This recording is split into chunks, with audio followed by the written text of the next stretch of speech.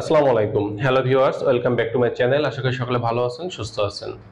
অনেক পুরুষ ভাই আপনারা জানতে চেয়েছিলেন যে আমি যখন স্ত্রীর সাথে ঘনিষ্ঠ সম্পর্কে মিলিত হই, চূড়ান্ত মুহূর্তে গিয়ে যদি বীর্যপাত না করি তাহলে কোনো সমস্যা হবে কিনা? আবার অনেক অবিবাহিতরাও জানতে চেয়েছিলেন যে আমি যদি মাস্টারবেশন করার সময় চূড়ান্ত মুহূর্তে গিয়ে পেনিসটা জোরে চেপে ধরি বা বীর্যপাত না করি তাহলে আমার কোনো শারীরিক সমস্যা দেখা দেবে কিনা। তো বন্ধুরা, আজকে আলোচনা করব যে একজন পুরুষ যদি চূড়ান্ত মুহূর্তে গিয়ে বীর্যপাত না করেন, এটা আটকে রাখেন বা ধরে রাখার চেষ্টা করেন, তাহলে তাদের যে শারীরিক এবং মানসিক সমস্যা হবে সে বিষয় নিয়ে। মূলত আমাদের দেশের পুরুষদের সঠিক জ্ঞান না থাকার কারণে তারা মনে করেন যে আমি যখন স্ত্রীর সাথে ঘনিষ্ঠ সম্পর্কে যাব, আমি যদি চূড়ান্ত মুহূর্তে গিয়ে বীর্যপাত না করে এটাকে আটকে রাখি বা ধরে রাখি, তাহলে হয়তো এটা আমার পৌরুষত্ব একটা বৃদ্ধি করার ব্যাপার বা আমার যেটা পুরুষ এটা আমি জাহির করতে পারবো বা স্ত্রীর কাছে আমি নিজেকে প্রাধান্য দিতে পারবো যে দেখো আমি এটা না করেও থাকতে পারি বা আমার এই শক্তি আছে। আবার অনেকে মনে করেন যে সবশেষে পর যখন আমি এটা করব বা এটা বীর্যটা বাইরে বের করে দিব, তখন তো আমার শরীর দুর্বল হয়ে যাবে, ক্লান্তি চলে আসবে। তো এই চিন্তা যারা করেন আসলে তারা ভুলের মধ্যে আছেন। প্রতিনিয়ত যদি এই সমস্যা আপনি ঘটাতে থাকেন তাহলে আপনার যে শারীরিক সমস্যাগুলো হবে সে বিষয়গুলো জেনে নিন। প্রথম নম্বর শারীরিক সমস্যা হচ্ছে আপনার প্রোস্টেটের সমস্যা হবে, অর্থাৎ পুরুষের যে প্রোস্টেট গ্ল্যান্ড আছে এই প্রোস্টেট গ্ল্যান্ডের সমস্যা দেখা দিবে। বীর্যপাত না হলে প্রোস্টেট গ্রন্থিতে চাপ পড়তে পারে এবং দীর্ঘ সময় ধরে বীর্য আটকে থাকলে প্রোস্টেট গ্রন্থি ফুলে যেতে পারে, প্রদাহ হতে পারে এবং এখান থেকে প্রোস্টেট ক্যান্সারের ঝুঁকি বৃদ্ধি পেতে পারে। এবার সে দ্বিতীয় নম্বর যে শারীরিক সমস্যা দেখা দিবে সেটা হচ্ছে কিছু বীর্য সংক্রান্ত সমস্যা। অর্থাৎ আপনি যখন দীর্ঘদিন ধরে এভাবে আটকে রাখার অভ্যাস তৈরি করবেন, পরবর্তীতে যখন আপনি বীর্যপাত করবেন তখন দেখা যাবে যে আপনার বীর্য আগের তুলনায় অনেকটা পাতলা হয়ে গেছে বা ঘনত্বটা কমে গেছে এবং আগে যখন বীর্যপাত করতেন দেখা তো বেশ কিছুটা বীর্য আপনি বাইরে বের করতে পারছেন বা বীর্যপাত ঘটতো, কিন্তু এই বীর্যের পরিমাণটা কমে যাবে। অর্থাৎ আগের মতো বীর্যটা যেমন ঘন ছিল ঘনও থাকবে না এবং পরিমাণে কমে যাবে। এই সমস্যাটা কিন্তু দেখা দেবে। তৃতীয় নম্বর যে সমস্যাটা দেখা দিবে সেটা হচ্ছে আপনার লিঙ্গে অস্বস্তি বা ব্যথা এটা অনুভব করবেন। অনেক সময় ধরে বীর্য আটকে থাকলে লিঙ্গে চাপ অনুভূত হয়, যা ব্লু বলস বা এপিডিডাইমলের ব্যথা সৃষ্টি করতে পারে। এই সমস্যাটা কিন্তু আপনার মধ্যে দেখা দিতে পারে।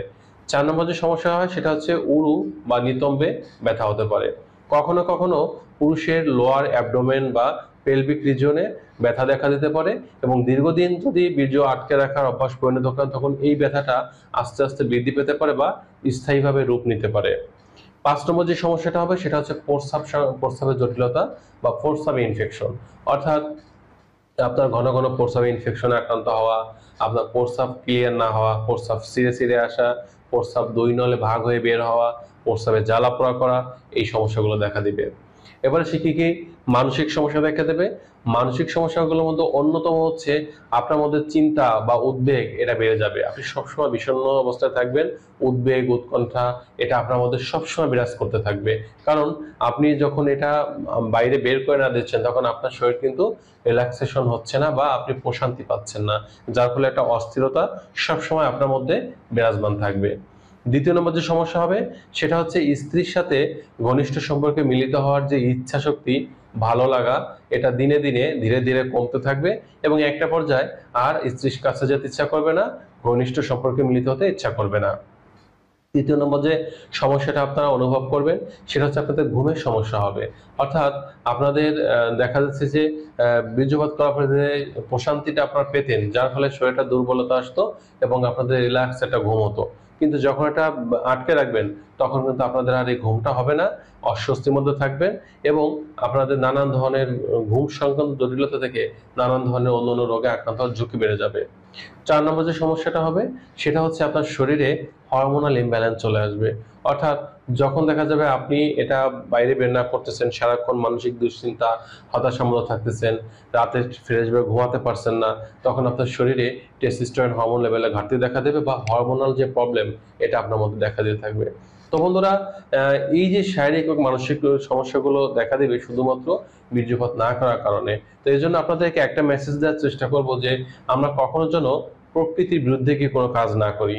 আল্লাহ তাআলা আমাদের প্রত্যেকটি জিনিস এটা নিয়মতান্ত্রিকতার মধ্যে সৃষ্টি করে দিয়েছেন। যদি বীর্যপাত না ঘটালে শরীরে ভালো কিছু হতো তাহলে দেখা যেত আমরা স্ত্রীর সাথে ঘনিষ্ঠ সম্পর্কে মিলিত হওয়ার পরেও আমাদের বীর্যপাত ঘটতো না বা এটা ঘটানোর প্রয়োজন থাকতো না।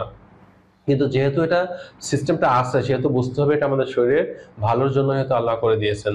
এই জন্য প্রকৃতির মধ্যে আমাদের নিয়ম নিয়মের মধ্যে থাকতে হবে।